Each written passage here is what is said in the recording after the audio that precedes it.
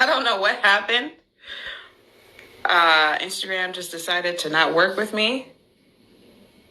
Okay, yes. All right, all right. Let's get this thing back on track.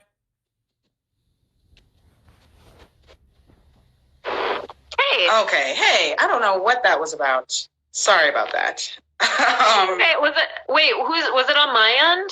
Because I think it might be mine too. I don't know what was going on. But dang, you were talking about oh yeah, so you were talking about the differences in the butts. Okay, so the girls were wearing you went to the high school and then they were right. Okay, yeah. So anyway, when I went to the other high school, there were actually black people. There were black girls. I noticed that the black girls, they did the exact opposite with their pants. They would actually pull their pants up as high as they could go so as to show off their ass. And then they would wear a belt. Like, they always wore a belt to make sure that their pants didn't fall down because they wanted to show off their ass. They were constantly doing that. I thought that was so funny. I was watching my cousin pull up her pants. Like, you look like such a nerd. I mean, because this is when you had that new silhouette, that Steve McQueen, whatever that designer was, he created that new silhouette where you had the low pants. Oh, I know what you're talking about. Yes, the lowriders. Yeah, Alexander McQueen. Alexander McQueen created that silhouette. What? And I didn't know that. I believe so. I believe it was Alexander McQueen, and then that's how it influenced like Britney Spears and whatever. And then the white girls totally gravitated towards that. But like black women did not really, sort of. I tried. I remember trying to wear those and being so frustrated that it didn't fit. It didn't fit properly. I thought I was just fat. And I was like, I didn't realize it was like made for different bodies. Yeah. So, I wore my pants like that, like the low, no ass. Like my body type is ideal for like eurocentric beauty standards, but the skin color and the hair does not exactly match up.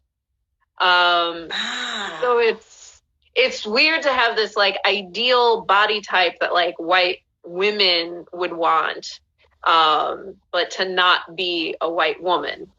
And yeah, so and also to not subscribe to it myself. Yeah. Because you could. I could, but I don't find my body to be particularly sexy. I think it's like healthy. Like, I exercise and stuff, but like, I would like at 32, I would like to have hips. I would love for my hips to sprout. I would love for that to happen. Because, oh my gosh, I think the first time I saw you, I was at Second City like years ago. And I was like, you told that porn story. Oh yeah. Yeah, that was making the rounds at the time. And I was like, oh my God. I was like, damn, like you must be beating dudes off with a freaking stick. I was like you check all the boxes. Like I was like, damn, this is like the most beautiful girl I think I've ever seen. That's what I thought. I was just like, damn, you know? So thank you for thinking that. Thank you for thinking that. So to hear that, I'm like, wow, that's so interesting to me, because I would think that like all the dudes, like black, white, like you would fit like you'd be in the perfect box for all of them. I mean, I would say I date guys from like different backgrounds, but I don't think I'm checking all the boxes for anybody. I was just like, yeah, if she was just, yeah. But that is so interesting, that the thigh gap thing and how people perceive you, and then coming from your family is, you have a lot of cultures, like your family's multicultural. Yeah.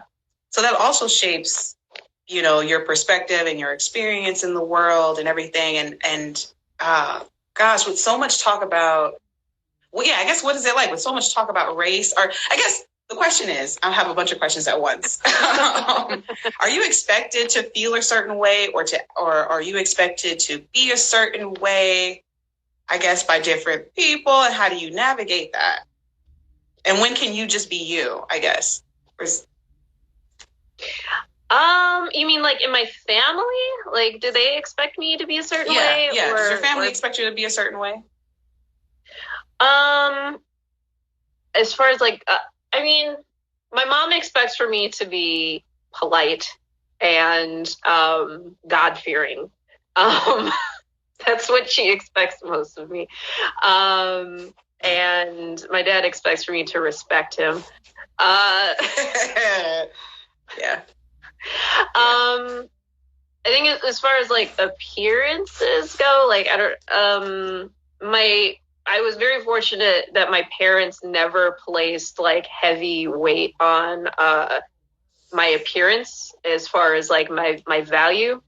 And so it was very my mom and my dad, they would never compliment us on our looks or say anything about my like my mom does now because I'm older, but like when I was younger, she would never compliment me, or she would never say anything about my appearance.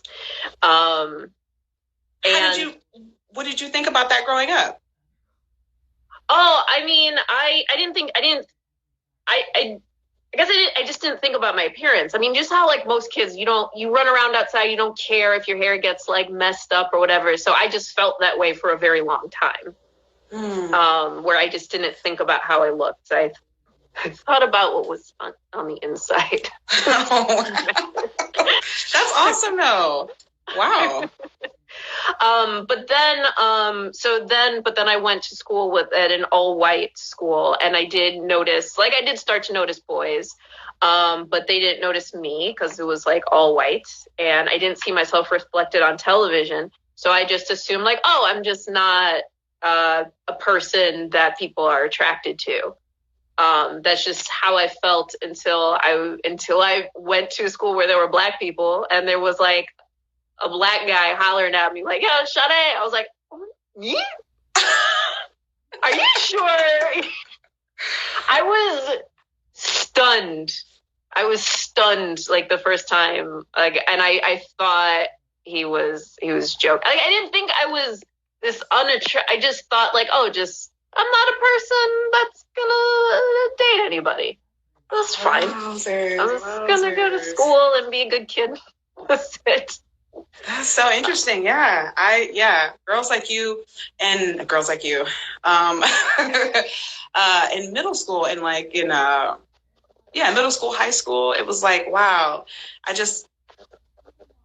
guess I used to want to trade places. I used to want to be like, I guess, like, what would it be like to be lighter skinned? Like, gosh, then everyone would like me. Because boys would like me, but it wasn't, and also because I wasn't a popular kid too, but it wasn't popular to like the dark skinned girl. Like, so it was like, they would hide their crushes. They would like, when we were alone, be like, no, like you're cute. Like, when it was like a bunch of people, I was not Which is, it's so like, colorism is such an insane concept to me because I just remember even as a kid, the most beautiful women to me were all dark skin. Like the only women that I feel something, and I'm very straight. The only women that I feel something for are the actress from The Wood when she was young. That actress. I don't have anything to look it up. Gorgeous. The actress from The Wood when she was young. The actress from A Bronx Tale who played. Oh my gosh, she was beautiful. She still is. She was fine, as they used to say back then. Oh my gosh, I didn't know why she didn't blow up more, but yeah. Well, she was in Belly, and then she sang a bit, and then Lauryn Hill, of course, and then my aunt Beverly. She is the most beautiful woman I've seen in person. She has these enormous full lips. Like her bottom lip like falls all the way down to here. And she has cheekbones just like yours and just like a keen, just like small nose. Not that that's like it's necessary for someone's nose to be small, but I'm just describing her face. Right. And just flawless skin, which you can only get when you have highly melanated skin. I've only seen that skin on very, very, very dark women. It's just you have like just small pores. It's just even tone. And then like, you know who I saw? So I live in Williamsburg in Brooklyn. I apparently Ducky Thought. I don't know if you know who she is. Yes. Yo, yes. Beautiful. She and I shop at the same bodega. What? I've seen her in person twice. I saw her at Variety Coffee when I was writing, and I saw her at the bodega. And when I saw her at the bodega, I'm like, okay, I'm going to say something. And she just, flawless skin, just is, she's stunning. You can't talk almost, because when you see somebody so perfect like that in person, and I was like, I'm sorry. I know it's like midnight, you're doing like a midnight run, but I just have to say that I just think that you are it. What did she say? It. She was just like, oh, thank you. Like, because she has an Australian accent. I can't do it. Yeah. And just this giant, just perfectly white teeth. So yeah, like it's I think colorism is so fucking stupid, and it's stupid. It's really frustrating. I think it's starting to change. I don't know.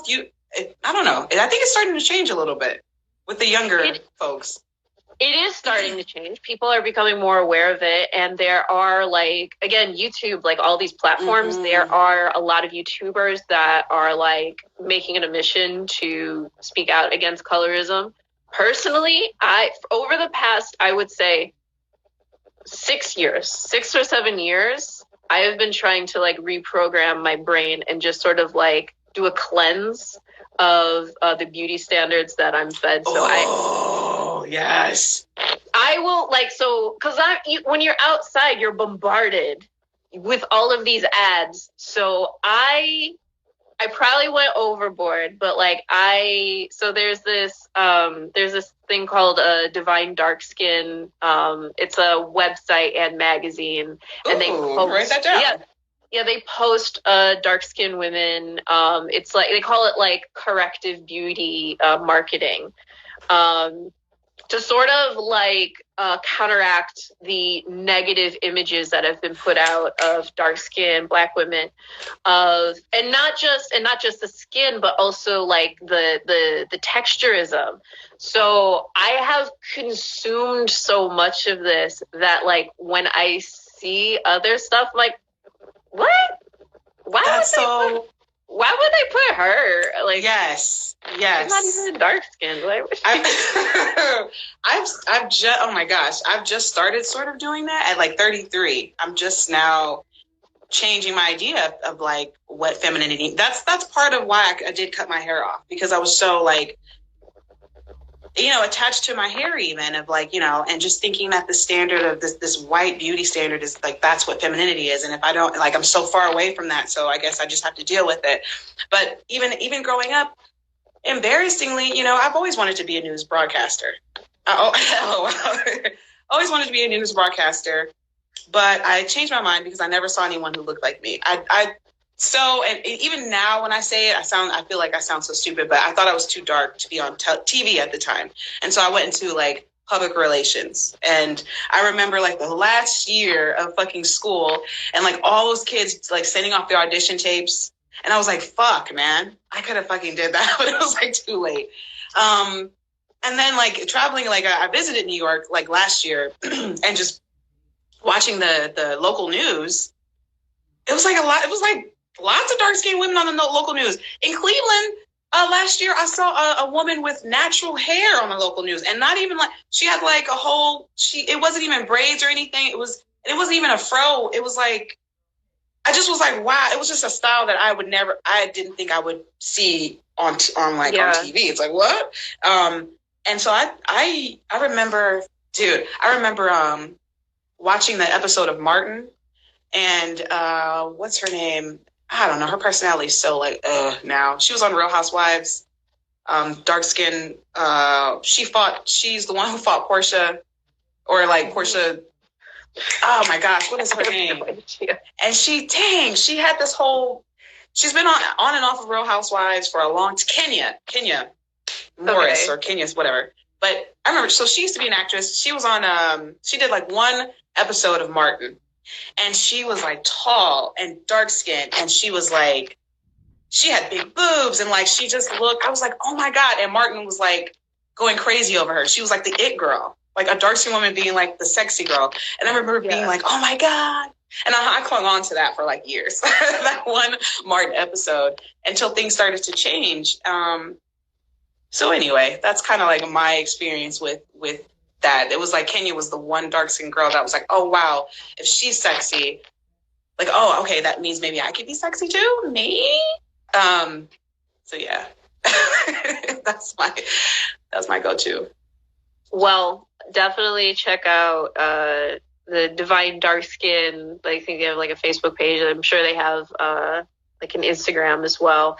The creator, her name is Chrissy. She's a bit of like a controversial YouTuber. She talks a lot about like what do you call it when you date up? Oh my god, I know what you're talking about. There's a name for it, but hypergamy. That's what hypergamy. She encourages Black women to be hypergamous, date up. That's not why I watch her. I watch her because she has a lot to say about colorism, and she definitely has like the best interests of like Black women at heart, and I like that. I don't agree with everything she says, but I like how much light she sheds on colorism, and she's been like speaking out against it for quite some time, and like understands the importance of like positive, like corrective beauty promotion, and also dark-skinned Black women being exclusive and having their own spaces and not having to be like welcome, because like every space is exclusive, and Black women, because Black women are so wonderful, tend to welcome everybody in with open arms. And sometimes they can be, their very specific issues can get kind of like muddied when you have like all these other people like stepping in, and they tend to be like gaslit when you like open up the doors for like, well, like Black people come in all shades, which they do, but there should be a space where dark-skinned Black women can share their experiences, and not have some biracial girl or some light-skinned one be like, I don't know what you're talking about. Colorism doesn't exist. I never had the experience. Like, yeah, you guys are just mad. Like, yeah. Okay. So like, yeah, I've heard that you guys are just that is like probably like the most triggering thing I can hear. Of like, oh yeah, Black bitch is just mad. And it's like, oh my gosh. Yeah, no, I mean, I think like it's important that people have their experiences validated and not be like shut down. I mean, we've all experienced that. And I don't think there's no reason why, you know, dark-skinned Black women shouldn't also have their space. And do you ever feel excluded from the Black community because you're biracial? Do you ever feel? No, I never feel excluded from like Black spaces, because Black people are very like welcoming.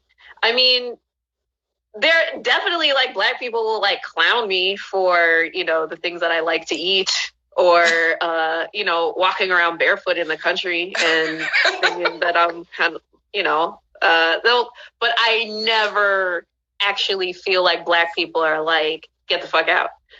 I've never felt hate. I've felt being clowned for sure. There are things that happened when I was younger, that hurt me. But if I go back, looking back on it, I'm like, okay, you know what? That probably happened.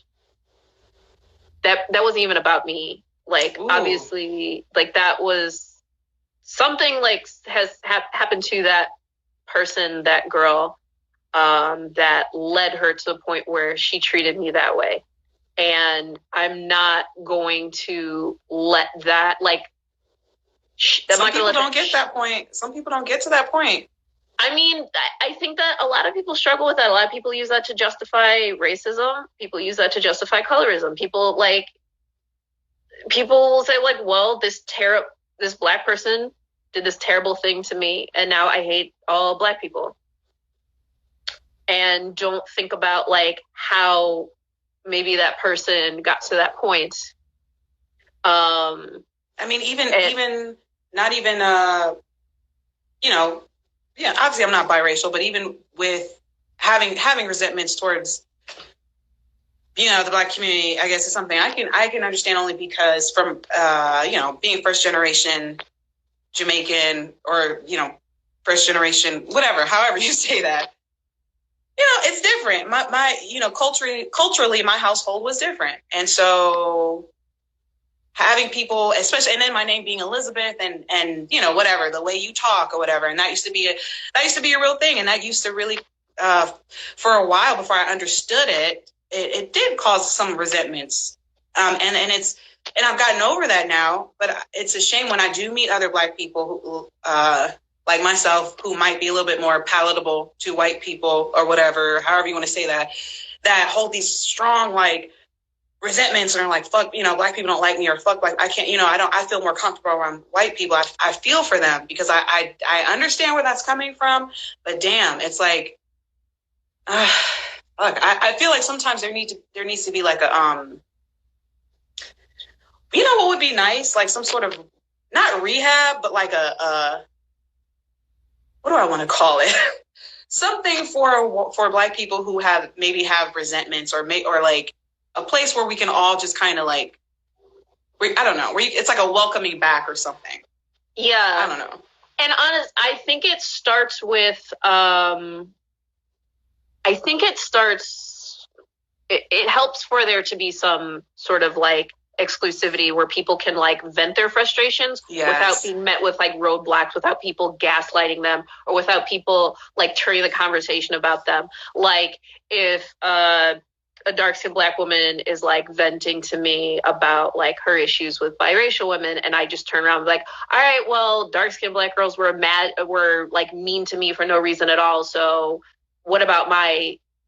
It's like, okay, obviously both things happened and both people need to get things off their chest. But like, if we're not allowing that to happen, then yeah. Yeah, so that's why I think like exclusivity is like, I know it sounds incorrect, but I know what you mean. Yeah. I think yeah, being able to have like your voice heard, and without like thinking like the person listening has some skepticism. Like, yeah. Oh, girl, you exaggerating. Like, yes, the exaggeration thing is. I wonder how men deal with colorism. You know, I mean, because I feel like it works the opposite way. Like, you know, well, darker skinned women are seen as like the least. I say that, but I think that's changing now too. But maybe seen as like the least desirable. But then on the flip, it feels like darker skinned men are seen as the most desirable, I guess, amongst black guys, or maybe they're more fetishized. Well, the thing is, That's something that Chrissy talks about on her channel, which is that so very, very like dark skin is like we've been programmed to think that like Black, dark skin, male, these are all very masculine things. So like the darker you are, the more masculine you are, which is great for men. But not so great for me. Like women don't want to come off as like masculine or aggressive. Mm-hmm. So you get less desirable. And like what is like the most desirable for a woman to look? White, light, bright white. Yeah. So the further you are from that, the less feminine you are perceived to be. Yeah. And which is why I like, that's why it makes me so angry. Like, anybody come talk to me. I will date anybody. I mean, well, I have to be honest, because we're being honest. This is that with everything going on right now, I can't see myself dating a white guy right now. For me, mentally, I feel like I've dated white guys before, but right now it's just too difficult. I think you should try white-ish, like Jewish. They're okay. See, I did say in my head, I'm like, okay, if I did date and this is all. We are not having an academic. This is just my opinion. So anyway, what I was going to say was like, if I was going to date a white guy, I guess in my head now, 2020 or 2021, I thought like it'd have to be an ethnic, if that's like the right word, an ethnic. Yeah, like no, I like that. Ethnically ethnically white. It can't be white. It can't be American because it's just the way that some of them approach me. Now, I have spoken to another white girl about this. Now, like, as far as flirtation goes, like, the approach from white guys is usually more of a conversation-based, so much of a conversation that I don't know that they're flirting with me. It goes right over my head sometimes. Yeah. Mm-hmm. Yeah. And with I noticed that with black guys, it depends on the type of black guy. It's more maybe more direct that I'm flirting with you because I'm interested in you. And like my experience, and this is just me, my own experience with like Middle Eastern guys or Latinos, Hispanic guys, is that they're like, they're like, suck my dick. They're like, they come at me on like some, let's fuck right now. Like, it's never like, let's go on a date or I like you. It's always in a very like, I don't know. I think that they think sometimes to the point where I'm like, do people in other countries think that like black women are prostitutes or something? Because it's just the way that they approach me in my experience. I don't know. Interesting. Huh. No, yeah. Oh, that sucks. I'm really sorry. This has been your experience. I'm trying to think. I don't know. The thing is, when I moved to New York, I made it a point to not date because I wanted to I want to make it in comedy. And like a relationship and dating requires so much energy. And honestly, like I don't even care. Like penetrative sex is not even, I can't justify it. It's not pleasurable enough for me to miss sleep. Like sleep is way more pleasurable and exciting even because I am a lucid dreamer. I can have sex in my dream and have an orgasm there. Yeah. And I can sleep. Yeah, no. Yeah, no. So, I've always wanted that. Always. It's good. Yeah. So I'm not tuned in that much to men unless they are really throwing something at me or unless like they did something like really extraordinary. But like I was on a dating app for like a month when I came here. I was like, fuck. And anybody I've dated here, I met them organically, and they just they were interesting enough and decent enough for me to like give them extra time outside of like comedy. So I feel like it's all I think about. dating, Sex, dating, like, it's, yeah. I think it's like, I wish that I could not focus on it so much and like focus on my podcast and focus on like all these other things, but it's such at the center sometimes of my brain. And I think it's because maybe I'm older woman. I'm 33, but maybe because it's that too, that I'm like, I don't know. So sleep or penetrative sex. I'm gonna have to think about that. Sleep. Well, also the thing, Elizabeth, is so I was on this hormonal birth control for like 3 years, and hormonal birth control has a long list of side effects. One of which is low libido, and it really just killed that for me. Yep. And I got off of it, and that it just seemed to stay.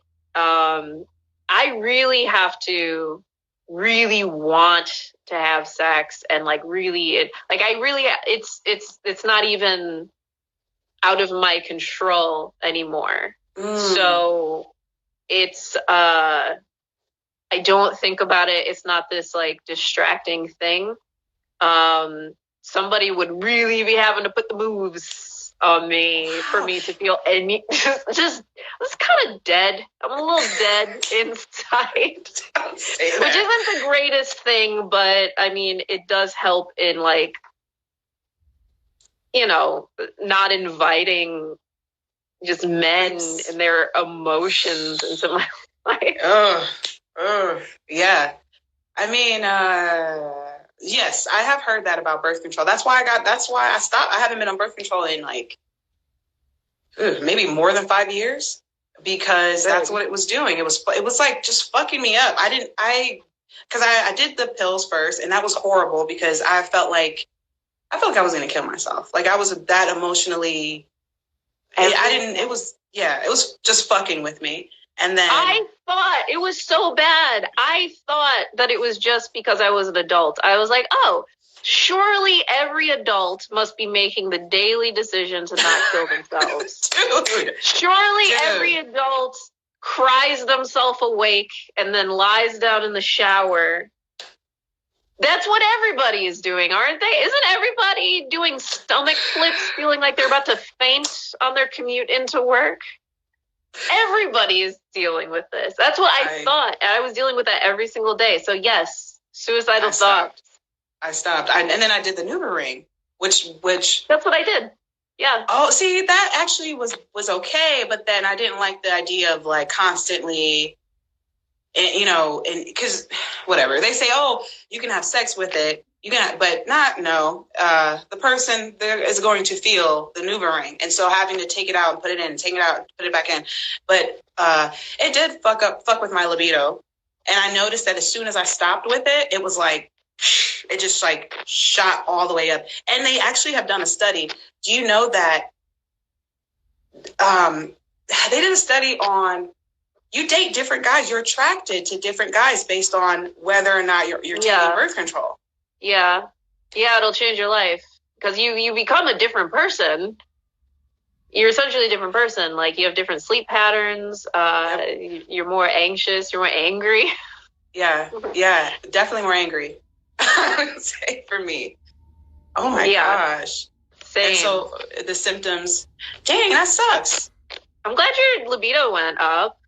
It did. And that's why I was thinking at first, I was like, is something wrong? Is there something wrong with me? Because like, damn, I want to have sex all the time. Yeah. And then I was like, yeah, I'm staying off of this shit. I'm not putting any more of this in my body if it's going to change me like that. Yeah. I haven't recovered all the way. I'm still dealing with insomnia. I have to take, like, I took Benadryl last night to go to sleep. And I haven't been on it. I haven't been on the birth control for, since like 2016. Wow. And yeah, I had like terrible, like, I'm a lot better now, but I have more bad days than good days. Fortunately, I got like 12 hours of sleep last night, and I'm in a great mood for this podcast. But yeah, no, I'm like dealing with all that shit. So I'm like, what the fuck? I can't deal with dating a man. I was dating somebody throughout quarantine. What was that like? I mean, it was pretty nice, actually. It was pretty nice. I'll say that. But I didn't seek him out. Did not seek this man out. He shot his shot. Nice. And I had actually felt a little something. I'm like, oh, hey. Okay. Let's date.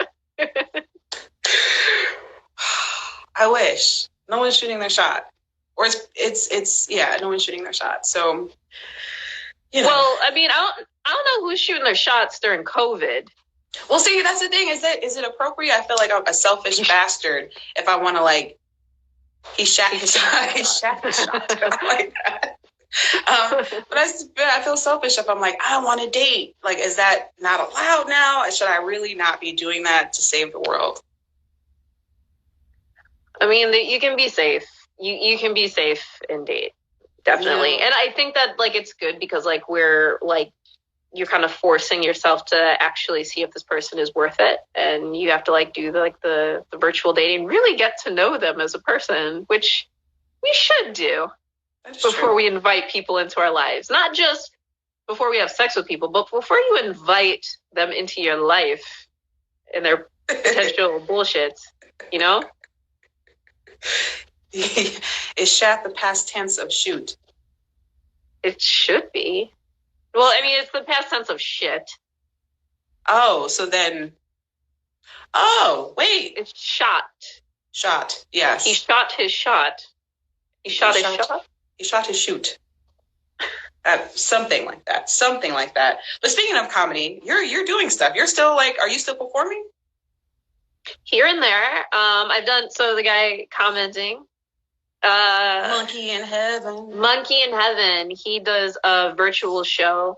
What the fuck, Steve, which is like a game show. He invites comics on there. Look at, I'm plugging his show. Wait, it's called What the Fuck, Steve. What the Fuck, Steve. And yeah, there are like 3 different games that we play. He's a really good host. He keeps us like on it's like a very tight run show. He's a really good host. There's another Sets on the Beach. That's another virtual show that I've done. Rebecca Kaplan, she runs a virtual show. And then there are a handful of live shows that I've been doing. They've been on rooftops and in parks. Nice. There's a venue called the Tiny Cupboard in Bushwick in Brooklyn. They have a rooftop. I think New York Comedy Club, they have like a rooftop as well. And yeah, people have been opening up their apartments and getting up on the rooftops up there. They said we're changing. So he says that we're changing the name to Come Inside after this week. Heidi is very funny. Everyone should have her on their shows. Yes. Thank you. It's nice to talk to you in general. So yeah. Come Inside, another keyword search. Anyway, sorry. What have we learned? Sketch. Wait, slime. Wait, hold on. Before we talk about comedy, what are your 5 keyword searches that you put into Pornhub? Your 5 most embarrassing or key phrases. Oh, mama. Damn. Okay, I'll tell you mine. Yeah. Obviously, Come Inside, we just learned. Uh-huh. Wait, you like those. You like the Yeah. Come inside. He moans. Yes. Men don't moan enough. They don't Yes. understand Dude. how sexy it is for them to be vocal and free and to moan. Dude, Yes. there are compilations of like, yes. I like, actually, no, because, okay, here's the thing. I don't download any porn, so do you ever just have to remember what your keywords were to find a specific video? Girl, I'm so bad. I have created accounts so that I save them because I'm not doing all that searching. I know.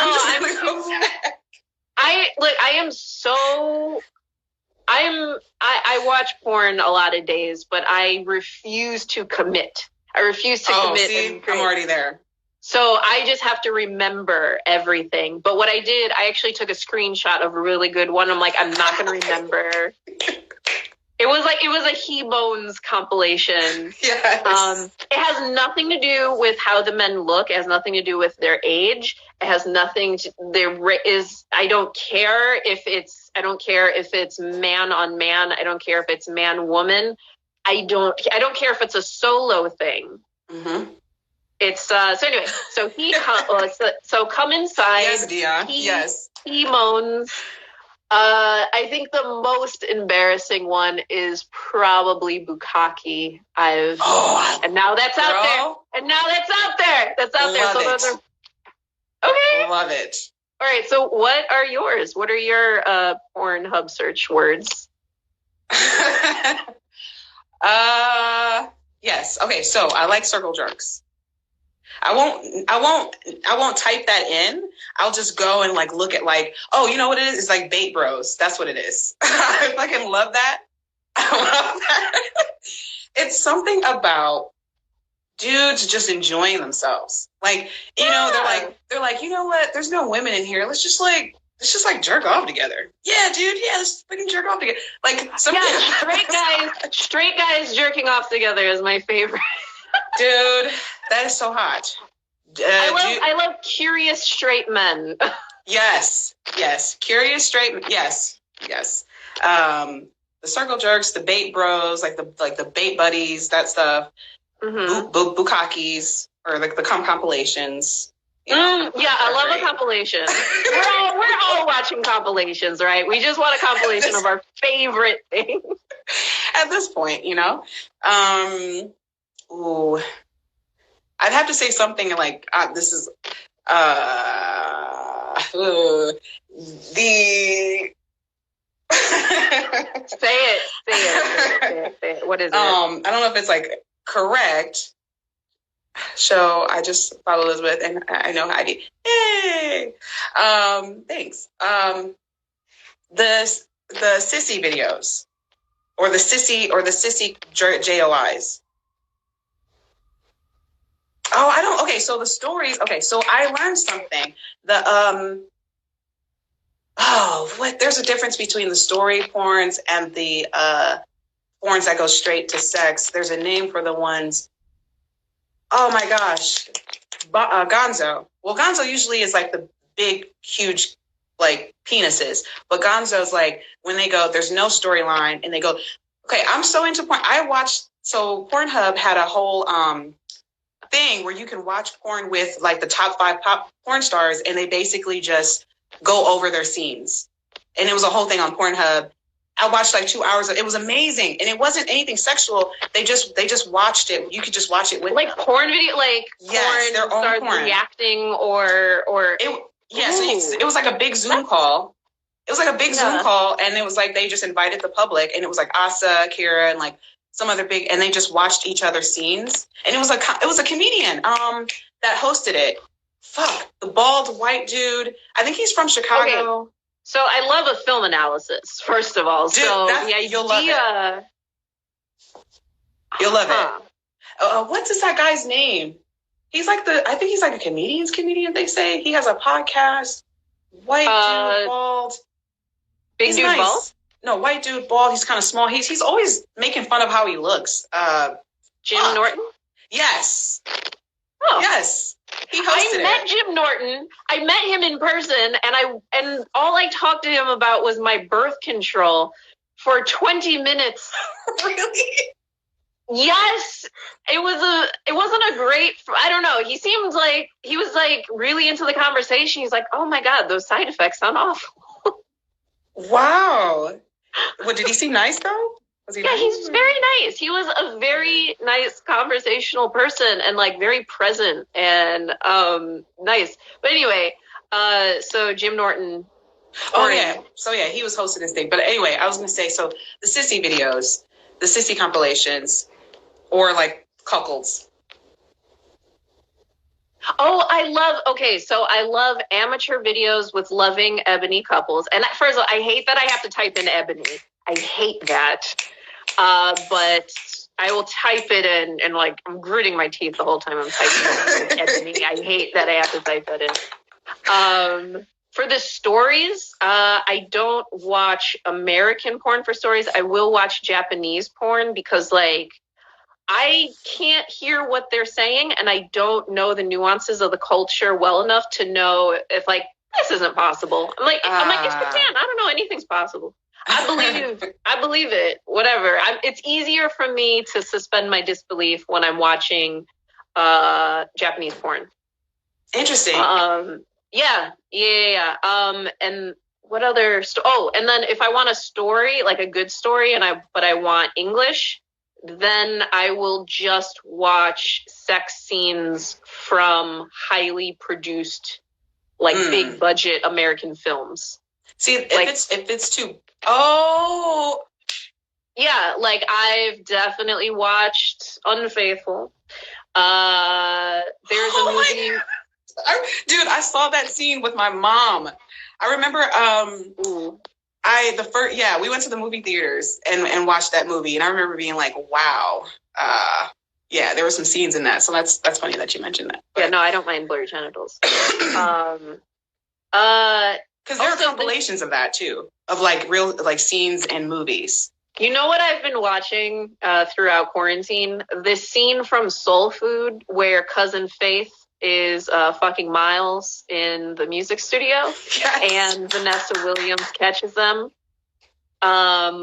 The scene is just where he slides it in and there's like that euphoria on his face, but also like the shame at the same time. Dude. And I believe that emotion so much. Like it has to feel so good for you to fuck your wife's cousin. I remember that scene and being like, wow, like that's sex. Like, cause I think that's the scene where he's like, you see his like butt and he's like humping her. And I remember being like a kid being like, you're having sex. Like, wow. Yeah. No, that scene did something for me. Like soul food. Also, to a lesser extent, I'll watch Bird and Lem's. I know it's funny that I remember all the characters' names. So Bird and Lem, Nia Long, and oh yes, in the bathroom. In the bathroom. Yes. Yeah, I like it. I like his emotion in that. I believe he's like, oh, it's so good, and he's like really lost in it, and she tries to shut him up. She puts her underwear in his mouth to quiet him down. I like that scene, but not as much as the other one.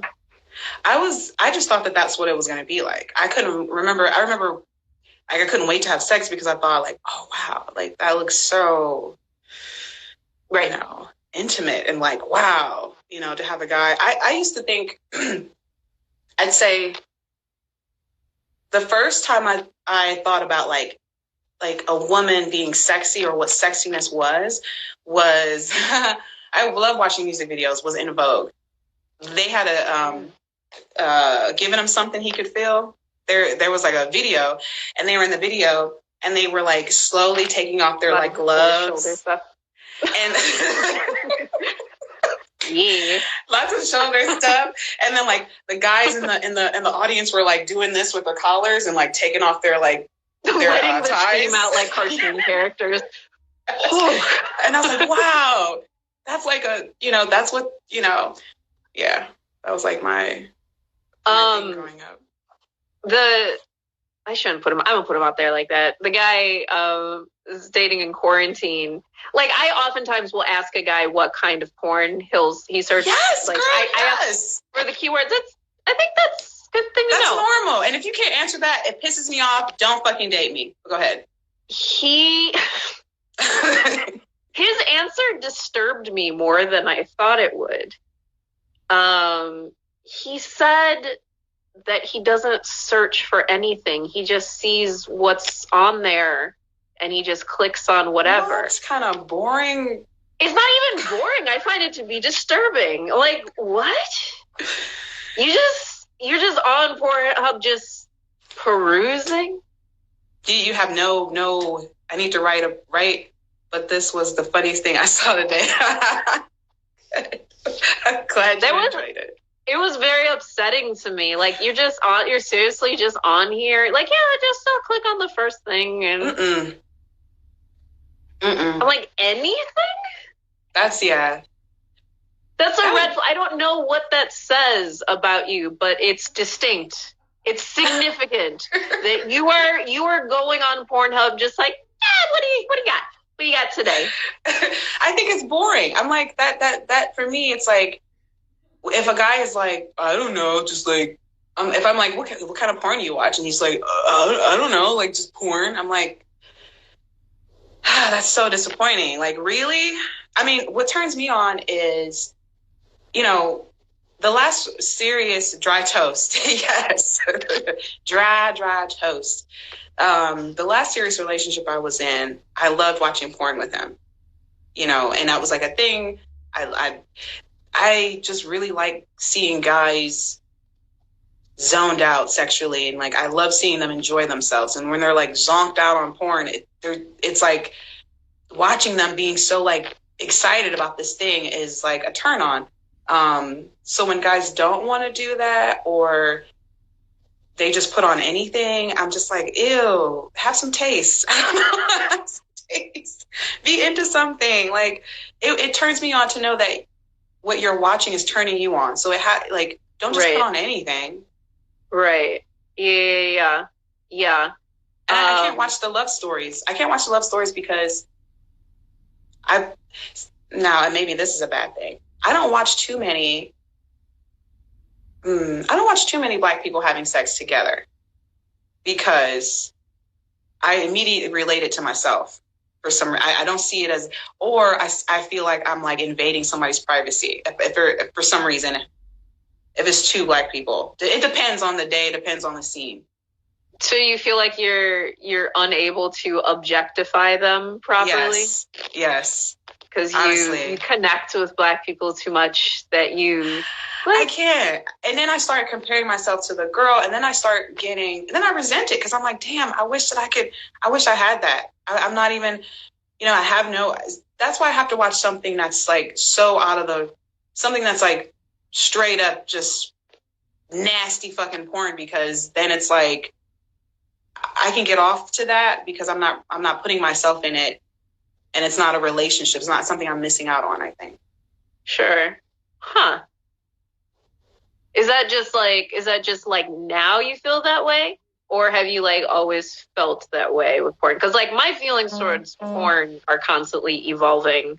I think,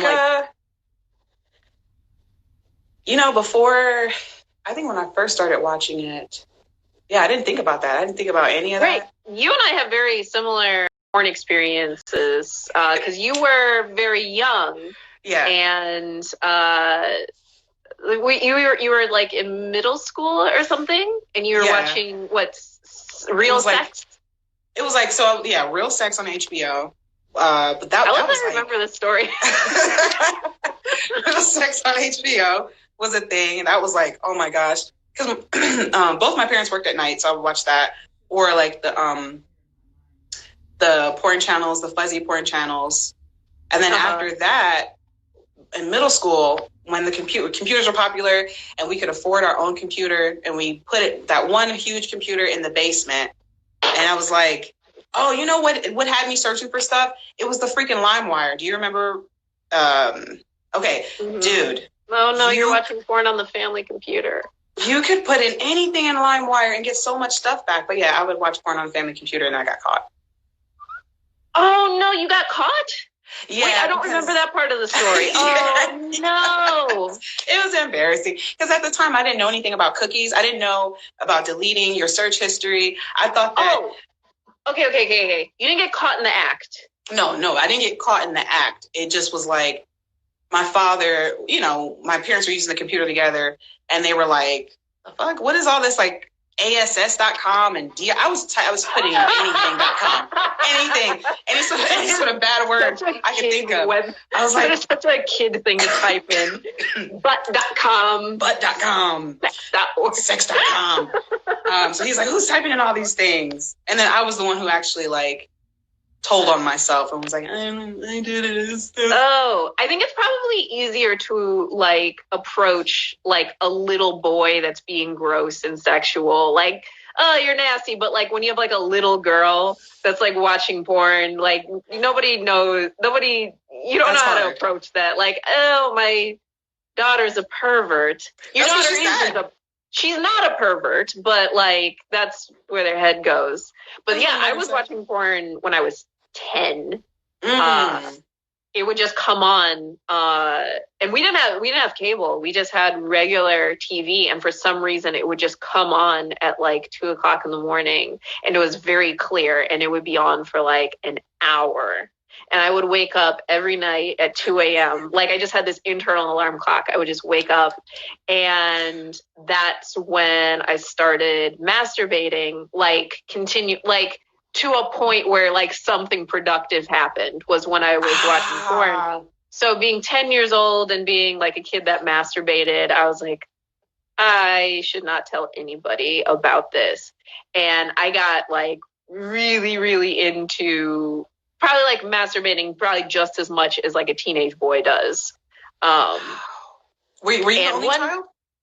No. No. I have an older brother. But my dad did once. He didn't catch me, but he caught me masturbating once. It was... Oh, no. Like, he left for work, and it was like I had the day off school. It was like Veterans Day or something. So like he left. I was like, okay, bye, Dad. I'm staying home from school because, I don't have to go. And I just like was in bed, fortunately underneath a quilt, but like laying in bed in such a way where it's like, I'm not taking a nap. Like nobody sleeps with their head on the pillow, looking straight up with their knees bent. Nobody sleeps like that. And my dad, he just barely knocked on the door. He's like, baby girl. I'm like, yeah. What's up? It was awful. I've been walked in on twice. Oh. The second time was my roommate in college because she would do this thing where she would come home and jump into bed with me. And like she would come in, she would get off of work. She's just like one of those people that was like very close and like touchy or whatever, but heterosexual, very platonic. And yeah, she came home from work and she would like run up the stairs and she'd be so excited to tell me about her day. And I was in bed masturbating. She runs in, opens up my door, does not knock, and she gets into bed with me, gets underneath the covers. And fortunately, like I changed like my computer. I was like, oh, hey, what's up? Like, how was work? And she's in my bed and I'm naked from the waist down. And I'm like trying to be cool because like I don't know how to tell, like I don't know what it's going to do to our friendship to be like, hey, so you caught me in the middle of something. Like I said, I was just like waiting for the conversation to be over. And I think I said something like, okay, well, I gotta get back to something. And she finally left. Fortunately, she was careful enough. Like maybe she figured it out. Like she was careful not to lift up the blanket too much. Wait, I'm sorry. 3 times I've been caught. I gotta stop locking my door. It's always in my room, and it's always somebody feeling like they don't need to knock. It's never my fault, Elizabeth. Oh, I can't. I never the act. I think. Well, I had back in the DVDs. I had the DVDs. Okay, so when I moved to Florida, like 18, 19, I moved to Florida, and I had a car. I could drive. I had some freedom. Dude, I would go up to take the like 20-minute drive to the porn store. I don't know. I guess I didn't have a computer. I don't know what I was doing, but I would take the 20-minute drive in Florida to the porn store. And I don't think I look young, but people say I look young. So even so back then when I was like 18, 19, I looked really young. I remember going into those porn stores and like looking at all the DVDs, and like couples would be in there trying to do something, and they'd be looking at me like, ew. Yeah, that was I remember that was a thing. People just looking at me like, why is this child in this porn store? But I would get all the DVDs. It was a thing that I would do. I would get these DVDs, like a bunch of them, go home, watch them, and then I would feel guilty about it. And then I would like break all the DVDs and throw them away. And I did this. I kept doing it. It was like this cycle of buying DVDs, like destroying them, and then getting more. And I remember I had a TV with a DVD player. And because I bought it, and I was like, I felt so proud about it, And I remember my brother, for some reason, my little brother was coming into my room. And because I knew I had the DVD in the DVD player, I kept saying to myself, and the power button is right next to the open, close.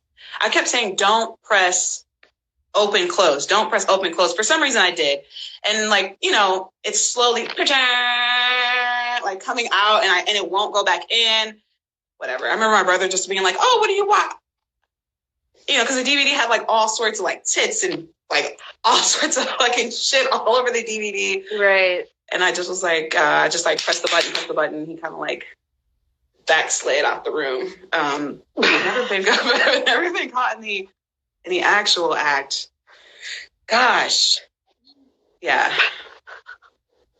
Lots of stuff. I think we're talking about comedy at some point. We were talking about but it's just nice to be able to... By the way, it's not you derailing it. It's fully me. No. It's fully me. And I appreciate it. It's nice just being able to talk to someone about this, because I feel like, I don't know. It's just hard to get like an actual real conversation, and it's nice to share some of the, we've had some of the same sort of experiences in that way. But talking about comedy, I was going to ask you, well, I'm always interested in hecklers, but do you guys get virtual hecklers? Is that a thing? Oh, I mean, I hear it's a thing. I mean, Zoom bombing is a thing. Oh, and, yeah, I witnessed it. It's horrible. Rebecca Kaplan, I told you about her. She's been doing a lot like with virtual shows. She said that like she's had like guys come on and like start masturbating, or it's like somebody that comes in as like an audience member, and like you can just see like this sort of wowzers. Yeah. But virtual, other than that, nah. And I wouldn't say that I've even been like heckled that much in real life. Although I guess I have like a looser definition of like heckling. Like some comics say like any sort of like interruption can be considered heckling. I don't always feel that way, and I don't really get that annoyed when somebody like will just like shout one thing. I like your hair. Exactly. I guess that's considered heckling. I mean, I didn't start my set yet. Like I was just like setting up and everything. I didn't mind that, honestly. You seem like you would like shut them down or something. I feel like I wouldn't want to heckle you at all. No, that's the thing. I don't want, the thing is, I don't want anybody to have a bad time. I don't want anybody to like leave the experience feeling shitty.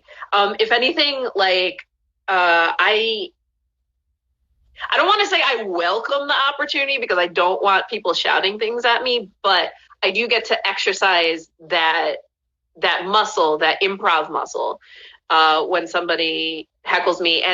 And usually what I do is I have so many different joke premises that I can usually yell something back at them that sounds so clever. Like, how did she come up with that? Like, little do they know, it's like a joke that I have been working on for months that just so happens to fit this exact moment, or I can force it to fit this exact moment like perfectly. I mean, I'd rather not deal with that, but it is good because like, I mean, in general, like people in like New York are they're good comedy audiences, I would say. Like they know how to be like a good audience. And so a little bit of something from them is good to prepare me for venues out in America. Yeah. Where everybody thinks that like we're all part of the show, or she's just up there talking. That's what people think, you know, comics are doing. We're just up there talking, just saying what's on my mind. Oh gosh. So yeah, I always feel like, man, you guys have that superpower where you could just like hurt anybody's feelings. And so that's why I'm like, I don't know why people try and heckle, because I mean, like, that's just like an invitation. Why would you do that? I mean, there are definitely like comics out there that are like just known for their crowd work, like Andrew Schultz and Steve Hofstetter. He has like all these videos about like dealing with hecklers. I only had one sort of like belligerent woman, and it was, so I have this joke that I haven't done in a while. And it's essentially about how it's about the word cunt.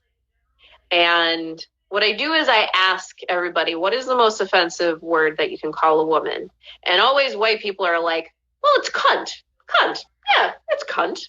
And then like I look at black people, they're like, I'm like, okay, black women, do you agree with that? They're like, no. You can call me a cunt right now. It's like nothing. See, look, yeah, exactly. So like that's the premise. So it's like that white people and white women exist in this bubble where they really think the word cunt is the worst thing you could call a woman, any woman. And my argument is like, no, that's the worst thing that we can call you. And yeah, I know. And it's essentially the N-word for white women. Cunt. It only offends white women. That's only true. Offends white women or women that have been socialized to be white. And also specifically white American women, because like if you use it in England, like the word cunt is just like thrown around like any other thing. And they really did not understand this concept. So then like I have like this whole list of words that are more offensive to me than the word cunt. Obviously, number one is nigger. And then I say number two is bitch. Number two, I think black women you're going to get more of a reaction from bitch than you will from cunt. And then like and the thing is I go down this list and I actually read. So I say number one, nigger. Number two, bitch. Number three, you guessed it, nigger bitch. Don't you hate nigger bitch? That's the worst one. That's like extra. That's like, I'm like, wow, you're really, really going out of your way to really offend me right now. Okay. And there's this woman, when I got to number two, I said, bitch. And then this white woman, she's like, bitch, no. And she's drunk and she's yelling at me. I'm like, well, bitch, you're not going to like the rest of my set. You are not going to, just sit tight. And then she started saying some other stuff, but like the rest of the audience was laughing so loud and I had like gotten them on my side. And I said something about like, listen, I know this is a lot for you to take in, white women. You got a lot on your plate right now. You got season 3 of The Handmaid's Tale coming out. That was really, really hard for you guys. Like watching one of the Gilmore Girls get tortured episode after episode. And then like I ended it by saying that like, you know, it's essentially your guys' N-word. And like, I don't know if you guys knew this, but like, I'm not going to tell you what to do, but I think you could have some fun with it. I mean, it's your word. You can decide who gets to say it. Light-skinned Puerto Ricans, Jewish women, I don't know. It's up to you guys. It's your word. I'm not going to tell you what to do. You can start calling each other cunts. You can put it in your music. You can do whatever you want. Do the same thing that we would do with the N-word. It's great. Have fun with it. Own it. Put it in the music. Yeah, no, put it in your music. Imagine like Taylor Swift. Me and my cunts. Me and my cunts going out to the club. Honestly, I think that it would be something. It would be something if white women just owned the word cunt and ran with it. Oh my goodness gracious. That is one of my more, I guess, like, edgy bits. I mean, and it's because I'm throwing a lot of stuff. I'm throwing a lot of ideas out there. Like, it feels like an attack on white women, and it kind of is, but it's more of, like, just trying to, like, raise awareness to be like, you can get stuck in these bubbles and you are so unaware that, like, white men created this N-word for you on the low. Like, in order for a word to have power, like, it needs to be used against me, I have to be programmed. Black men do not say cunt. How many times does the word cunt appear in rap music? Zero. Yes. 0 times does the word cunt. That's true. But bitch, I'm here, bitch, just all the time. Yep. And white men, like, they're not calling black women cunts. They just aren't. That's true. They're calling their mothers cunts, and they're calling their wives cunts. That's who gets called cunt. So it's not, I don't have it in myself. I haven't had the program. You can call me a cunt now, and I understand it's offensive, but I don't have the pre-programming. Yeah. It's not even a word I think I would even think to even, like, hurl at someone. Yeah. It's the same. It's the exact same. Calling a black woman a cunt is the same as calling any white person a nigger. Like, yes is an offensive word, but it doesn't apply to them. Like, it doesn't hurt them. It is a terrible word. But if you call them that, they're going to be like, that doesn't belong to me. Yeah. That's how I feel about cunt. Like, that doesn't belong to me. That, no. Ooh, that is really interesting. So that cunt, sort of, she heckled me. No, I'm just kidding. I shouldn't call her a cunt. It's their word. I shouldn't say it. Yes. Love it. Ooh, sorry, the C word. Brooklyn comic under fire for using the C word. Cuts to, like, your video. You know what? Whenever I do some sort of comedy that's, like, targeted at white women, I like to cover it up. I'm like, I took one of those DNA ancestry tests. Turns out, and this is true, Elizabeth, I'm actually 57% white. Oh my God. And so, I mean, you guys are sticklers for math. I just go off on a whole tangent. I'm like, you know what? From this moment forwards, I am speaking as a white woman in this set. That's tired. Amazing. Yeah, I talk as a white woman. I say, like, you know what? First of all, I'm tired of you guys saying that we age poorly. That's not true. We are not in our natural habitat, okay? Oh. You wouldn't put a polar bear in Australia and expect for them to thrive, okay? This is harsh on my ivory white skin, okay? It's humidity. Oh. Natural. See, that's why I wish to me, that's, like, the beauty of being a comic is, like, you can, there's so much in that. And what you just said, there's so much in that, that I feel like it's easier, it's easier to communicate those type of things through comedy. And I think sometimes, just as an off thing, that kind of is interesting, that what pisses me off is that, see, white people can laugh at that. And they can laugh because there's truth into it. But, like, if you take them outside of that comedy club and try and talk to them, not all of them, but try and talk to them about race and, like, privilege, all of a sudden it's like I can't deal. But they can laugh at the jokes. That's the thing that always gets me. Well, yeah, like, definitely, like, if you can make them laugh, you can make them listen. I hate it. Oh, that sounded really trite. That sounded really trite. I like it, though. I feel like I hated how I felt saying that. If you can make them laugh, that sounds like some shit. Like, you'll see a picture of me right here, and then that quote. Yes.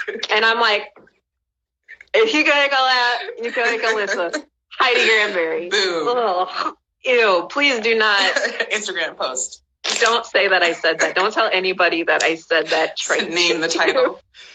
You can Yeah. But yeah, I think Sarah Silverman did say something about she was in this this documentary about like depression and comedy, and she made this claim that the way I said that sounds like I don't agree. She made this claim.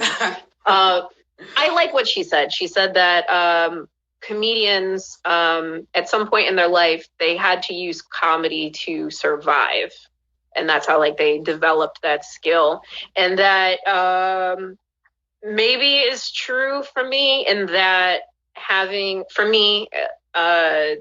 specifically dealing with like the two different cultures with my mom and my dad.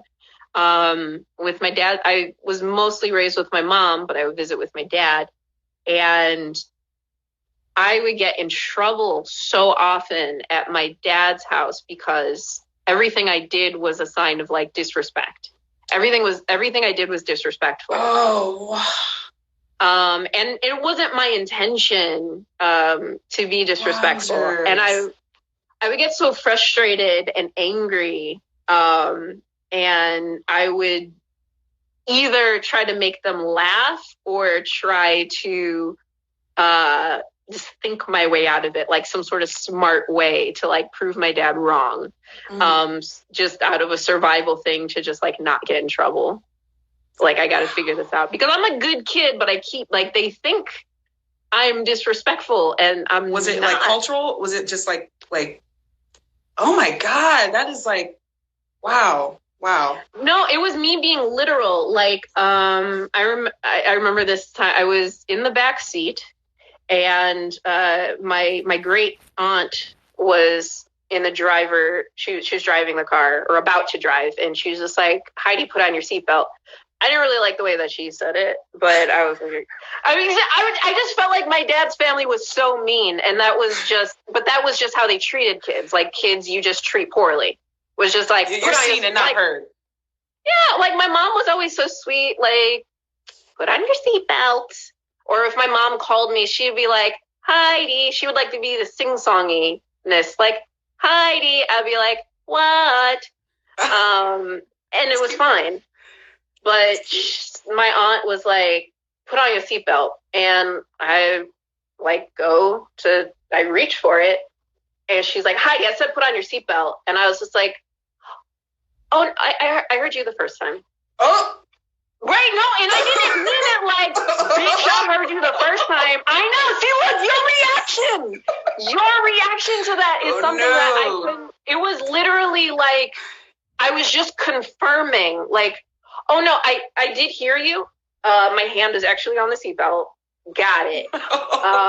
It was just more, it was being literal, and it wasn't like a fuck you thing. It literally wasn't my intention to be like, and I had no idea that was like this, like if my mom told me to take out the garbage and I start taking out the garbage, she's like, hi, take out the garbage. I'm like, oh Ma, I heard you. Like, I'm totally doing it right now. And she's like, oh, okay. But it was taken this other way. And also the what thing, my grandmother, hey, y'all, it's like just screaming at me something. And I'll be like, what? Oh, like, no. And I do the sing-songy, what? Ish. And the next thing I heard was her running up the stairs. Do. What the fuck did you? I'm like, oh my God. Why? And nobody gave me any sort of instructions with like how to survive my dad's family. And it was just like, I was always in trouble. Everybody was always mad at me. And it was so crazy because then my mom, like, oh, she's so polite and sweet and gets good grades.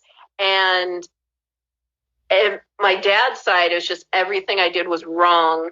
And I was just I was fast and I was yes.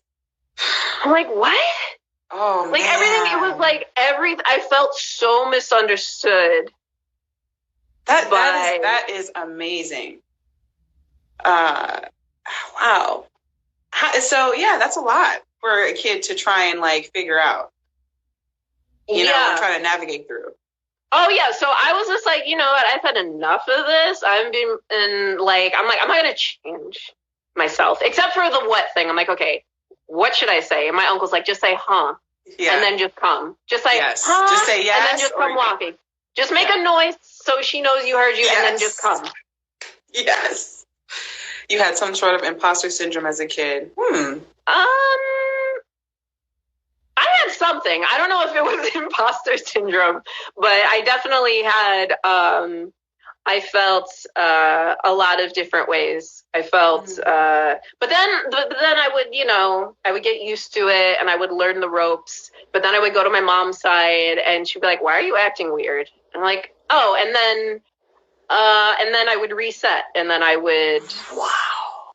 So it was a lot of reset. So I would come back to my mom's and I was speaking a little differently. I was saying like, dang a lot, like, and just like, you know, all the curse words that you're allowed to say as a little Black kid, like dang and yeah, dookie. Hecky no. Hecky no. Yeah. I just remember saying dookie a lot. I loved saying dookie, but I would only say dookie when I was with my Black family. Dookie shoot. Oh my goodness. Wow. Yeah. Oh, that should be written about. That's just so interesting. I would get so frustrated with my dad because my dad was so mean and he was so like my dad had a completely different approach. My mom would like consider my opinion and like treated me like as a kid but as a human being, and my dad, it was very much like do as I say. Call me yes sir. Like he tried. I'm like, I'm not gonna call you sir. It's not gonna happen. It's not gonna happen. And I just got so frustrated with him, so I was just like, I'm gonna get him good. And he asked me to clean the room. He said, Heidi, clean the room. And I didn't like the way he asked me. I'm like, you could have been nice. Like, why are you so mean to me? Like, you could have been like, baby girl, could you clean your room? And I would be like, yes, sweet father. Yes, of course. But, Heidi, clean the damn room. Like, hell, why do you, like, come out hot? Why are you coming out so hot? I'm like, okay. So what I did was, I'm like, okay, I cleaned his bedroom because he said the room. He didn't specify which room. That would have been an ass whooping. No, it wasn't. So I cleaned his bedroom because it was a lot easier to clean than mine. So I made his bed and I pulled back the covers and like I straightened everything and I put like a picture of me like front and center. I went outside and I picked a flower and I put it on the pillow. And it only took me like 10 minutes to do this. And I was like, okay. And I knew I was going to get in trouble, but I was like, I don't give a fuck. I don't care. I can't wait. I want to fuck with him. So I go to play outside. He's like, you clean the room? I'm like, oh yeah, I cleaned the room. I cleaned it. I'm going to go play outside, Dad. And I go play and I'm like not actually playing. I'm just like fake playing, waiting for him to yell at me. I'm like picking up 2 rocks and putting them back down. Like, and he slams open the door. Heidi, get your ass in the house. I'm like, what? Come in. And he like, didn't I tell you to clean the room? I'm like, Dad, I did. And he's like, well, what the hell is this? Looks at my room is a mess. And I think I made it even messier just to fuck with him. And I'm like, what? Oh my God, Dad. And I like, and I was pretty cute as a kid. Like I had these gigantic eyes and this big puffy ponytail and these huge chubby cheeks. And I'm much shorter than him. I'm like, Dad, Dad, I'm so sorry. I thought you meant, I'm like, and I grabbed him by the hand and I guided him, like, I thought you meant your room. And I'm like, see? And I showed him the little flower and I'm like, I'm so sorry. I didn't mean to make you mad. And he was just like,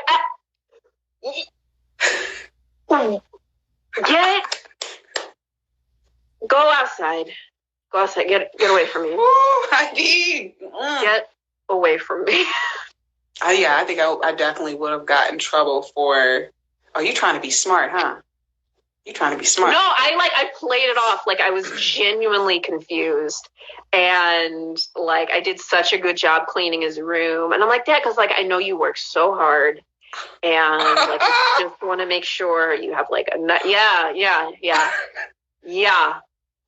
And like that, and like that's what kept me, that's what I think balanced out our relationship, was like him being super strict and me constantly pranking him and undermining his authority with every chance that I got. Every chance that I got, I would undermine his authority. And one time I convinced an entire restaurant, like my dad, he does this for thing. Real. That's low key darkest. That's what, if I knew, I would be like, damn, what like I don't even know what I would do as a parent, because I'd be like, I know what you're doing, but I can't. You know, I'm kind of trapped. But the thing is, I made it hard for it not to be delightful.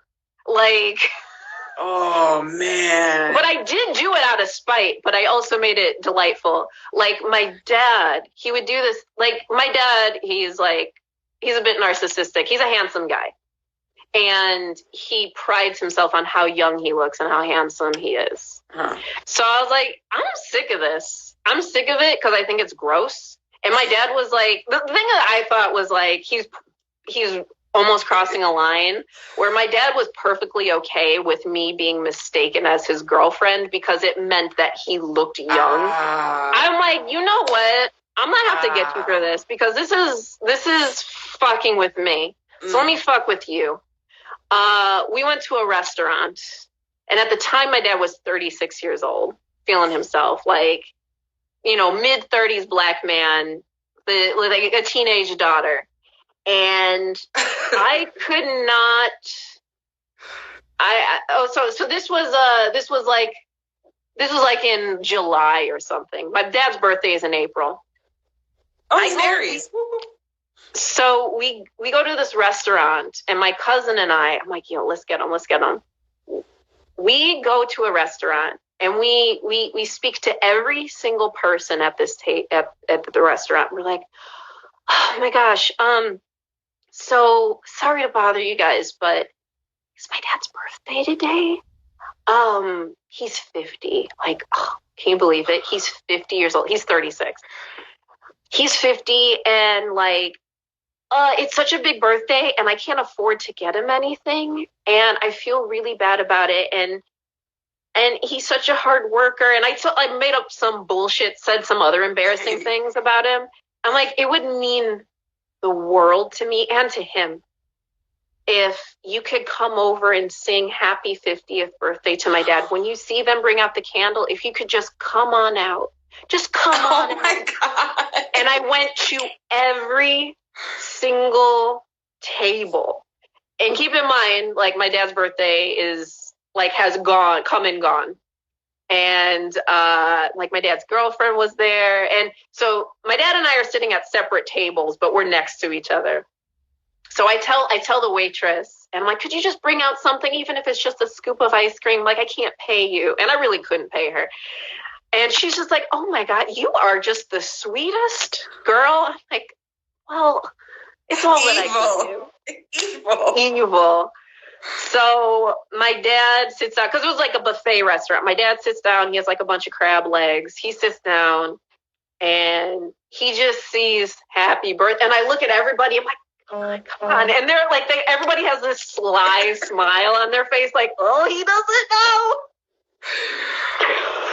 We got a restaurant, I think, of like 30, 40 people to all sing happy birthday to my father.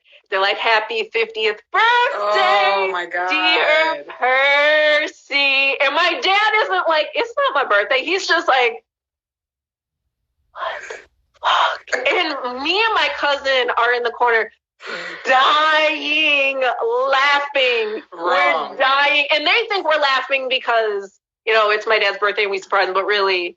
And this other, like, black dude, he was actually 50, and he looks at my dad. He's like, you know, yeah, we about the same age. You look pretty good. And that was the perfect cherry on top. That is exactly what I wanted. Just somebody to tell my dad at 36 that he looks pretty good for 50. It was wrong. It was wrong. Perfect. It made up for everything. It was so good. Bad. Oh my gosh. I don't know what I would do if I was your dad, your parent. He shouldn't have been so strict. I don't know. If he was just like soft, gentle, then it would work. Boy. I think I like froze. Did I freeze? Uh-oh. You froze a little bit. I froze on a really bad face. Can you fix it? Why is this doing this? I think because I swiped up to like almost make a comment. Let me, if I type in hello and I pose. Nope. Okay. Well, that's the face we're stuck with. Because I wanted to end this out, but I didn't want to end it like that. End it just like that. Just like oh my word. Well, Heidi, real quick. I deserve it. I deserve to end on that face after what I did to my father. Real quick, if people want to like see you, where can they follow you? Where can they see you? Are you having a hard time talking to this face? So my Instagram, which you can see here, Heidi Gran. I keep everything as my first and last name for branding. Heidi Granberry is my Instagram. Heidi Granberry is my Facebook fan page. HeidiGranberry.com is my website. And yeah, I post flyers constantly on my IG stories. I try to keep everything current on my Facebook as well. So I hate that this is my face. But anyway. Oh my gosh. Perfect for this. So like most of my COVID nights. I love that. Please, yes, check out Heidi. I'm sure most who are watching are probably from Heidi. This was awesome. I'm just, I'm inspired by a lot of people, but I'm inspired by you. You left. When you left, I was like, oh my gosh, everyone's leaving Chicago. But you left, and you're still doing your shit. You're out here, and you're funny, and you're talented. So are you. You're still doing random conversations with Elizabeth. Still and Weirdos Welcome? Oh gosh, Weirdos Welcome. I don't know. I'm thinking about starting that again. We'll see if I can get my stuff together. I was so honored that you had me on there. Well, oh my God, I'm being interviewed. I felt like I should not be doing this, but I am so happy that she asked me. Yes. This was awesome. The face thing. I'm still looking at a blurry face. But still, thank you for having this conversation. Thank you everybody who watched and commented. The audio of this will be up either tonight or tomorrow. And then I'll see what I'm gonna do with the video, with the video. But check out Random Conversations wherever podcasts are available. And thank you. I'm gonna keep more Random Conversations. Yes, yay! Thank you, everyone. And I will. If wherever that is, I'd like to post like clips of the conversation, like on my IG stories and everything to promote it. Yes. So I'll be re-recording this or like doing the thing. You should use this screen grab to promote the show. My underbite that I somehow have that. But it's like cheeks. It's like. Like individually the features look fine, but all together, it's not a great look. It looks like I'm trying to show you something in my teeth. And then it just, Instagram. I'm surprised this went on for so long. I guess they're not counting time anymore. For like an hour. I guess we're special. Yeah. Well, thanks again, Heidi. Thanks, everyone. So good talking to you. Thank you so much for asking me to do this. I am so happy to talk to you. I enjoy you. Enjoy you very much. Thank you. Yeah, this was awesome, y'all. Everyone, have a great Sunday night. Enjoy the rest of your Sunday. Watch the awards. I don't know. And yeah, have a good night. All right. Bye, everyone. Bye, Heidi. Bye, Elizabeth. Bye. Thank you. Bye.